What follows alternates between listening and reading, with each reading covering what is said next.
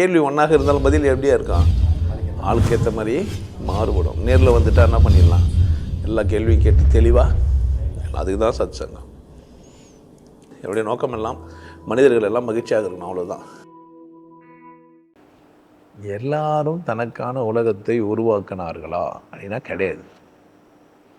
எல்லாரும் தனக்கான உலகத்தை உருவாக்கி வாழலாம். யாரோ உருவாக்கின உலகத்தில் தான் நீங்கள் வாழ்கிறீங்க. உங்களுக்கான உலகத்தை நீங்கள் ஒன்றா உருவாக்கலை. எல்லாரும் தனக்கான ஒரு உலகம் வச்சுங்கிறாங்க. அது அவங்க உருவாக்குறது இல்லை, யாரோ உருவாக்குறது. ஞானின்றவன் அவனுக்கான உலகத்தை உருவாக்கி வச்சுக்கிறான். 2 பேருக்கும் வித்தியாசம் இருக்குது. எல்லாரும் தனக்கான உலகத்தில் வாழ்கிறாங்க. ஆனால் அந்த உலகத்தை உருவாக்குறது யார் அப்படின்னு கேட்டால் அவங்க இல்லை. நீங்கள் 2வது வரியை படிக்கலையா, இல்லை நான் 2வது பேசலையா, இல்லை நீங்கள் புரியலையான்னு தெரில. எல்லாரும் தனக்கான உலகத்தில் வாழ்கிறாங்க. இதில் மாற்று கருத்தே கிடையாது. ஆனால் அந்த உலகம் யாரால் உருவாக்கப்பட்டது? ஒரு ஞானி என்றவன் என்ன பண்ணுறான்னா அவனுக்கான உலகத்தை என்ன செய்கிறான், அவனே உருவாக்குறான். அதனால தான் அவன் புதுசாகிறான். அவன் ஏன் புதுசாகிறான்? அவனுக்கான உலகத்தை அவன் உருவாக்கிறான். நீங்கள் என்னை பார்த்தா ஆச்சரியப்படுவீங்க. குடிப்பேன், ஆமாம் குடிப்பேன்.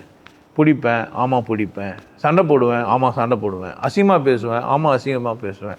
ஞானத்தோடு வாழ்றியான், ஆமாம் ஞானத்தோடவும் வாழ்வேன். என்னடா நீங்கள் என்ன நினச்சிங்கன்னா குடிகாரனாக இருக்கும். ஞானி குடிகாரனாக இருக்க மாட்டான், ஞானி சிகரெட் பிடிக்க மாட்டான், ஞானி அசிங்கமாக பேச மாட்டான். நீங்களே என்ன பண்ணிக்கிறீங்க, ஒரு உலகத்தில் வாழ்கிறீங்க.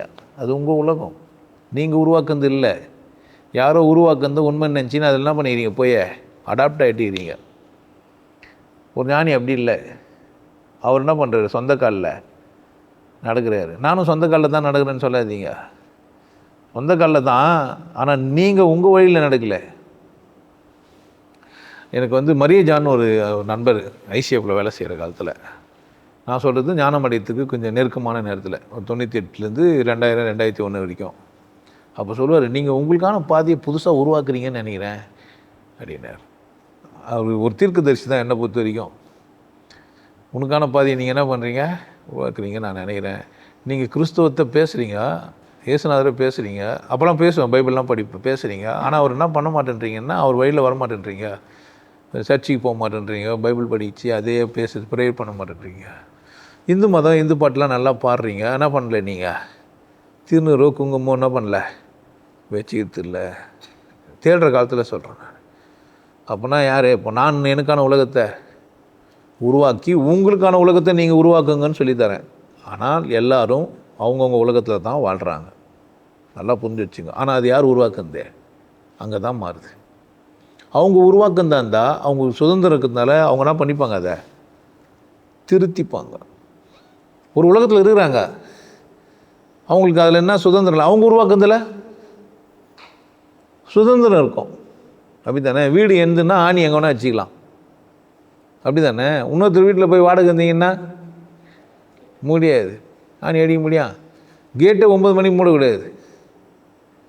பட்டம் பகலில் ஏதோ ஆசை வந்துச்சுன்னு கேட்டு முன்னே உள்ளே போக முடியும். நம்ம ஏன் அப்பார்ட்மெண்ட்டில் வாழ்கிறோம், பக்கத்து வீட்டுக்காரனும் அதே கேட்டில் தான் வந்தாகணும். கரெக்ட் தானே?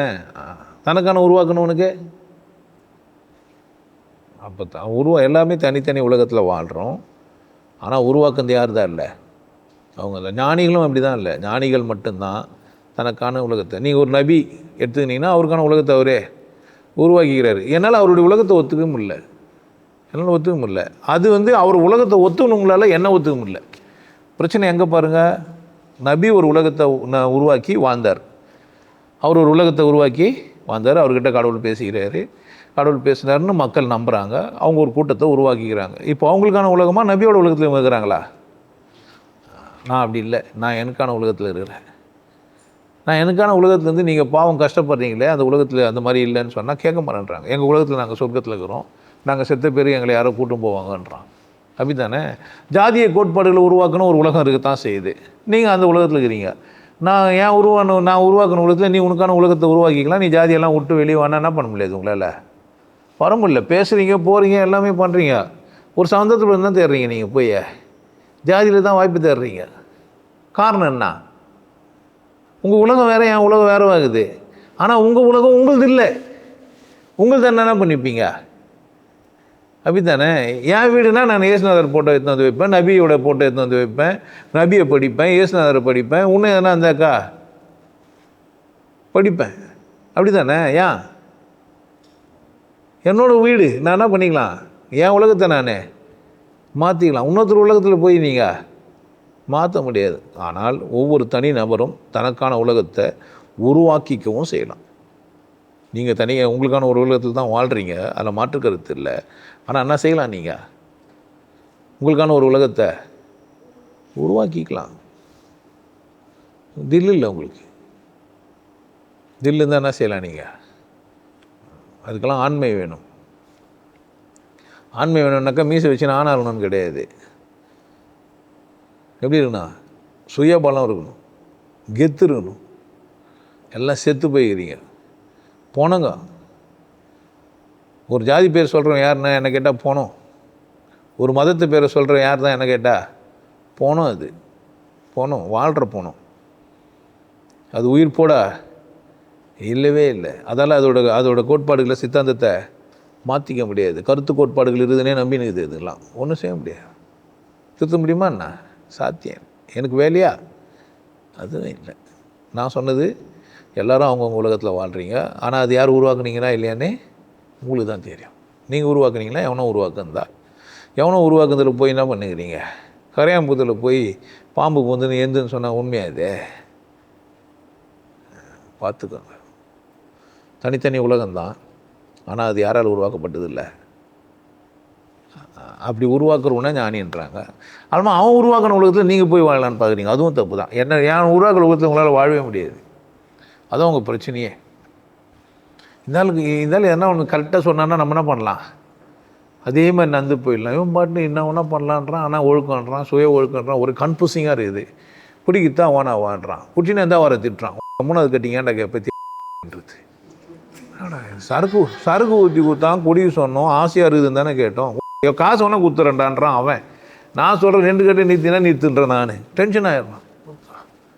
என்னத்த இந்த சனினை இந்த தடிமாடை கூட எப்படித்தான் வாழ்கிறது? இல்லை உட்காந்து தாக சாந்தி பண்ணுறான்னா 3வது கட்டிங் கேட்டால் என்ன பண்ணுறான்? முறையில் 1000 ரூபா கூட சொல்கிறா கொடுக்குறான்றான். 3வது கட்டிங் ஓணும். இப்போது இங்கே தான் பிரச்சனையே. ஏன்? நான் உருவாக்கின உலகத்தில் வாழ்கிறதுன்னு வந்துடுறான். அதான் பிரச்சனை. நான் அவனுக்கான உலகத்தை உருவாக்க சொல்கிறேன். 3வது கட்டிங் ஓணும்.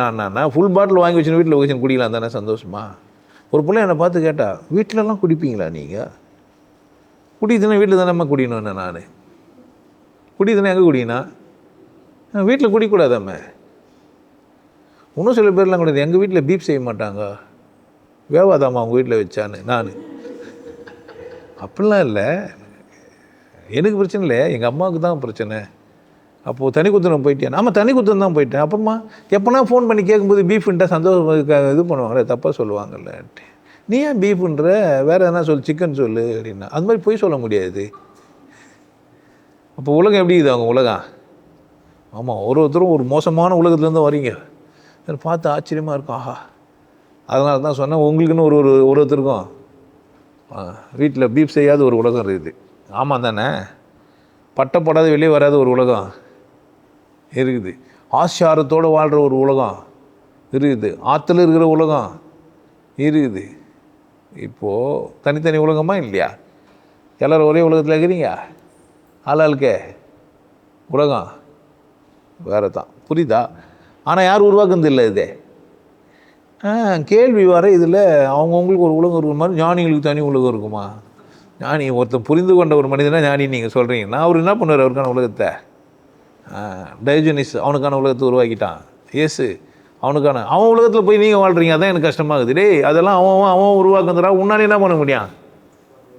அதுதான் உங்களுக்கு கன்ஃபியூஷன். அது என்ன தான் சொல்கிறான் இந்த ஆள்? நான் இதான் சொல்கிறான். உனக்கான உலகத்தை யார் உருவாக்கிக்கினா? நீ தான் உருவாக்கிக்கணும். நீ உன்னோட ஓன் லைஃப் ஸ்டைலில் வாழ். என்ன பிரச்சனை? என்னோடய உலகத்தை எப்படின்னு கேட்டிங்கன்னா, நான் எதை வேணால் போட்டு பேசுவேன், எந்த வார்த்தையானா போட்டு பேச முடியும், எந்த தலைப்புக்கு தாலும் பேசுவேன். எனக்கு தெரிஞ்சதை பேசிட்டு கொண்டாட்டமாக இருந்துட்டு போயிடுவேன். என்னோடய உலகத்தில் நான் ரொம்ப நேர்மையானவன். ஆனால் மற்றவங்க பார்த்தா என்னை பார்த்தா நேர்மையானவன் ஒத்துக்க முடியாது. ஏன்? என் நேர்மை புரிஞ்சுக்கிறது உங்களுக்கு தகுதி வேணும். ஏன்? நீங்கள் உங்கள் உலகத்துலேருந்து பார்க்குறீங்க, அதனால் என்ன பண்ணாது எனக்கு? எனக்கு தெரியாது உங்களுக்கு. நீங்கள் உங்கள் உலகத்தை விட்டு வெளியே வரணும், உங்களுக்கான உலகத்தை நீங்கள் 2 நடக்கணும். உலகத்துலேருந்து ஃபஸ்ட்டு என்ன பண்ண நீங்கள் வெளியே வரணும். 2வது அது வரைக்கும் கொஞ்சம் கஷ்டம்தான். ஏன் என் உலகத்தை விட்டு வரணும்னு கேட்குறீங்க வர நீங்கள். நான் இத்தனைக்கும் சொல்கிறேன், எதையும் டிஸ்டர்ப் பண்ணாமல், அதெல்லாம் வீடெல்லாம் இடிக்காமல், இடிச்சிட்டு கட்டணுன்னு அவசியம் இல்லாமல், கட்டாந்தரையாக நிறைய இடங்குது, என்ன பண்ணிக்க கட்டிக்கன்றேன். பழைய வீடு எதுவும் இன்றைக்கி அதெல்லாம் அப்படியே இருக்கட்டும்ண்ணா, எல்லாம் ட்ரெஸ்ஸு அது மேனேஜர்ஸ் எல்லாம் அப்படியே இருக்கட்டும், நீ மட்டும் மாறிக்கன்றேன் நான் மெதுவாக. இல்லை என் பொண்டாட்டியும் சேர்ந்து மாறணும், எப்படி நான் அவங்கள கூட வாழ்கிறது, என் புருஷனும் சேர்ந்து மாறணும். சாத்தியம் எல்லாம் புரிஞ்சுக்க முடியும்னு நினைக்கிறீங்க? வாய்ப்பே இல்லை. அதனால் உங்கள் உலகத்தை நீங்கள் உருவாக்க பாருங்கள்.